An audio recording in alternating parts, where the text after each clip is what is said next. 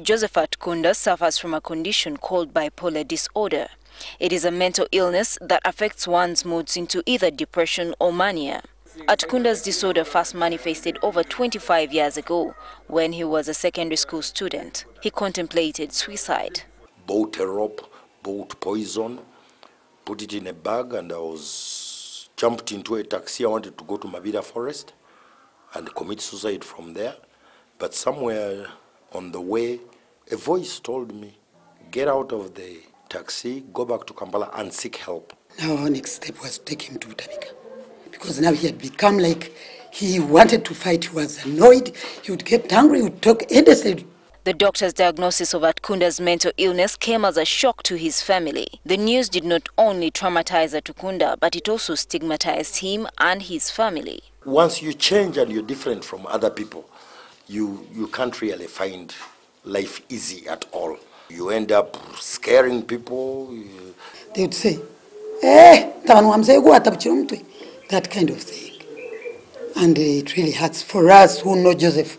It is now more than 2 decades since he was diagnosed with the condition, but he still faces stigma. Atkunda says he recently experienced the worst form of stigma when he lost an acting role in a play because of his mental illness history. They were talking amongst themselves saying, are we safe? Are we safe being with such a person in our midst? No, we should talk to the director, and this person leaves us in peace. Actually, that was said like today, and the following day, I was given all sorts of reasons. You're not performing well. I said, but I've learned all the lines. This man's experience is just one of the many stories that go untold. Dr. Harriet Vidabwa, a psychiatrist at Butabika Hospital, says cases of mental patients suffering disgrace, shame, rejection and discrimination are quite commonplace.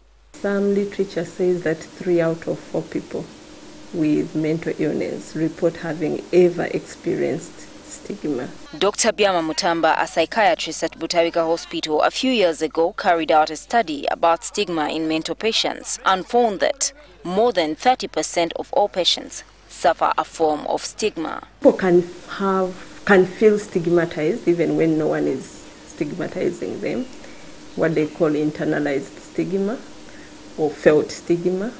But there is also what we call enacted stigma, where people are overtly rejected or discriminated by others. Many patients, according to Dr. Vidabwa, suffer stigma because of the myths and misconceptions that communities have about mental illness. People think that mental illness is a personal weakness. For example, when you think of depression, which is a common illness, people will say, just snap out of it. Such patients usually have serious shifts in behavior. Some of the common signs and symptoms include violence, unkemptness and impulsiveness. This, according to mental health practitioners, increases their chances of being stigmatized. Ever since childhood, the school, the church, parents, everything is teaching you to be wary and distance yourself from people with mental illness. Many of these patients, especially the aggressive ones, suffer violence at the hands of angry communities who do not understand them. Deo Bogire is suffering from bipolar disorder.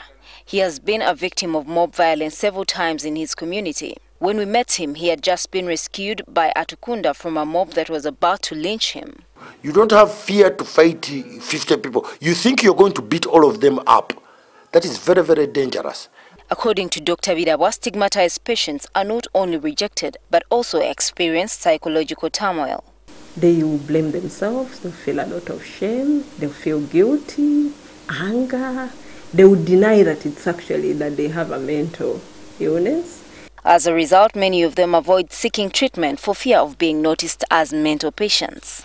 Not many patients will feel confident to walk into Butabika Hospital to seek mental health services just because of the picture that the public has painted this hospital as a place for mad people.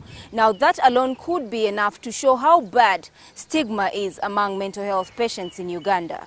So they suffer with their illness. Yet if they came in early, get treated, they can get better and go back to where? At the worst, patients who suffer stigma could commit suicide. In 2009, Atukunda started mental health activism. He started Heart Sounds, a mental health facility that gives mental patients peer support as a way of trying to deal with stigma. AIDS, when it had just come, it had a lot of stigma.